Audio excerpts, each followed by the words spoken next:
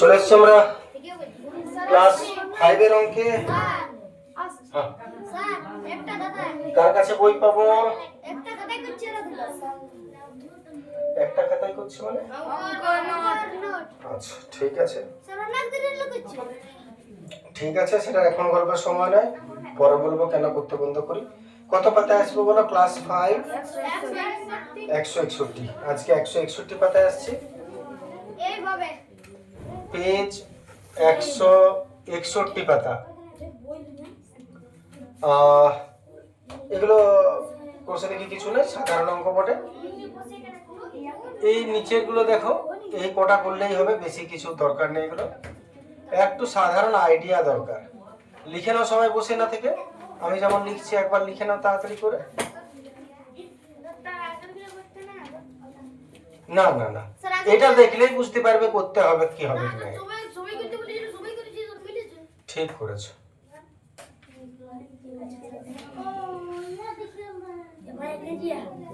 এগুলো একদম সাধারণ অঙ্ক বটে, কটা করলেই সবই করতে পারবে, আগের পরের কোনো ব্যাপারই নয়। ঠিক করেছো।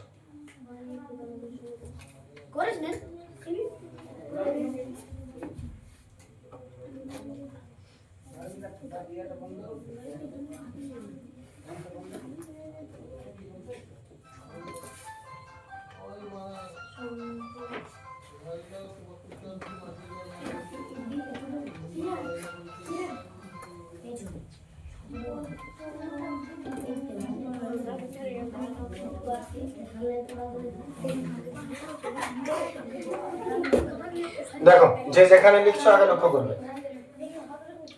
ভাগ করতে বলেছে। ভাগ করতে বললে যদি একের পিঠে শূন্য থাকে তাহলে ভাগ করা সব থেকে সহজ। কেন? কারণ আমাদেরকে ভাগই করতে হয়নি, শুধুমাত্র দশমিক সরালেই হলো। কেমন করে সরাবে? আগের দিনে হয়েছিল অঙ্কগুলো। একের পিঠে যটা শূন্য পাবে দশমিক ত ঘর সামনে দিকে এগিয়ে যাবে, সামনে দিকে। যেমন দেখো, 5 আগে লিখলে কটা শূন্য আছে? 2টা। দশমিক কোথায় আছে? নাই কোথাও, মানে কোথায় আছে? পেছনে, শেষে। তাহলে এইখানে আছে দশমিক, নাই মানে। এবারে দশমিক কি ক ঘরে এগোবে? যটা শূন্য 2 ঘর। তাহলে এইখান থেকে 1 ঘরে গিয়ে গেলাম, আর 1 ঘরের জন্য কি করতে হবে? শূন্য দিতে হবে। 1 ঘর 2 ঘর, বাস। আর আগে একটা শূন্য, ভয় কাবে নাইলে। হয়ে গেল উত্তর। ঠিক, ঠিক আছে। হাত তুলতে হবে না, একদম শেষে হাত তুলবে, কার কি মিলছে না মিলছে। তারপর এটা শুধু বুঝে যাও।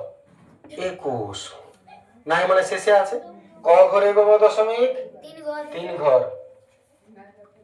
যেটা লিখছো পরে লিখবে, সময় দিব। এখন কেউ লিখবে না, শুধু লক্ষ্য করবে, টুকতেই জীবন চলে যাবে নালে। তাহলে 3টে শূন্য আছে, এখান থেকে দশমিক 3 ঘরে এগোবে। 1 ঘর 2 ঘর, আর একটা শূন্য দিলাম, 3 ঘর আগে হলো, আর আগে আরেকটা শূন্য।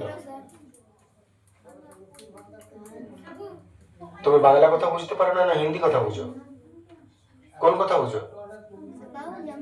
না, তোমার পেছনে বন্ধ করার পরও কিসের জন্য লিখছো? বুঝতে এসছো না টুকতে এসছো? টোকার ইচ্ছা থেকে মানা বই আছে নিয়ে যাবে, গোটা সব অঙ্কগুলো টুকে নেবে। বাংলা কথা বুঝতে পারছো না? বোঝাচ্ছি তো বুঝবে না, টুকছো তুমি বুঝে বুঝে। নিজের ক্ষতি বুঝতে পারছো না? না, আর কেন শূন্য? 3টার আগে তো হয়ে গেছে, আগে একটা দশমিকের আগে একটা শূন্য থাকলেই তো হলো। এবার এটা আসছে 67। দশমিক কোথাও নেই মানে শেষে আছে। ক ঘরে হবে? 2 ঘর। তাহলে এইখানে ছিল 1 ঘর 2 ঘর, বাস আগে একটা শূন্য দিলে। তারপর 72 কটা শূন্য আছে? একটা। দশমিক এখানে আছে, 1 ঘরে হবে মানে এইটা। তারপর 81 কটা শূন্য আছে? 2টা। তাহলে এখানে আছে শেষে ক ঘরে হবে? 2 ঘর। 1 ঘর 2 ঘর, এবার 88 কটা শূন্য আছে? 3টা, 3 ঘর।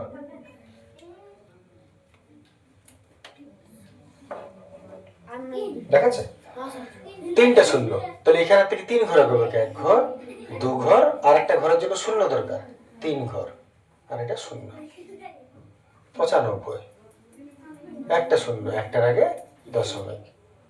101 লিখেছে, একটা শূন্য, একটার আগে দশমিক। তারপর 223, দুটা শূন্য, দুটার আগে দশমিক। 334, তিনটে শূন্য, একটা, দুটা, তিনটার আগে দশমিক, আর আগের ঘরে শূন্য। 410, একটা শূন্য, একটার আগে দশমিক। এবারে লক্ষ্য করো, একটার আগে দশমিক, এবারে দশমিকের পর যদি শূন্য থাকে তাহলে দশমিকেরও কোনো দাম নাই, শূন্যেরও কোনো দাম নাই, উত্তর হবে 41। এইবারে 900, তিনটার আগে দশমিক, তাহলে এখান থেকে 1 ঘর, 2 ঘর, 3 ঘর, তাহলে ফাঁকা আগে শূন্য। এবার কি বলেছিলাম, দশমিকের পেছনে কোনো শূন্যের দাম নেই, তার মানে এখানেরও পিছনে দুটো শূন্যের কোনো দাম নাই। লেখার সময় পরীক্ষায় কত লিখবে? 9। কোনো অসুবিধা নেই, ডাইরেক্ট 0.9 বেশ লেখো। হ্যাঁ হ্যাঁ নিশ্চয়।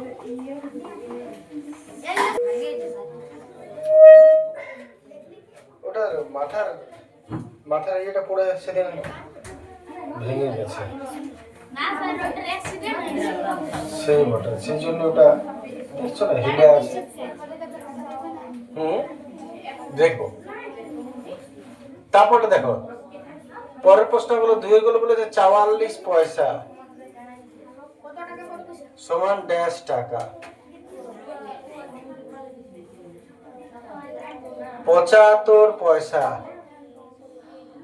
ড্যাশ টাকা, 50 পয়সা ড্যাশ টাকা, 2 পয়সা ড্যাশ টাকা।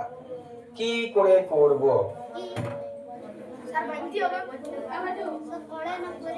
ভাঙবো না।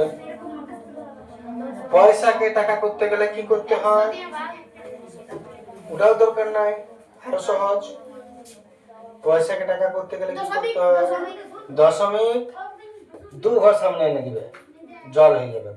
তাহলে দেখো 44 ছিল, দুটা ঘরের আগে দশমিক বসিয়ে দাও, গোগলা দিয়ে দাও, হয়ে গেল খোগলা টাকা। ঠিক আছে, পরেরটা চলে আসছি। 75, দুটার আগে দশমিক আর আগে একটা গোলা, টাকা হয়ে গেল। তারপর 50, আগে একটা, দুটার আগে দশমিক, আগে গোলা, হয়ে গেল টাকা। 90, আগে দশমিক, হয়ে গেল গোলা। বেশ ঠিক।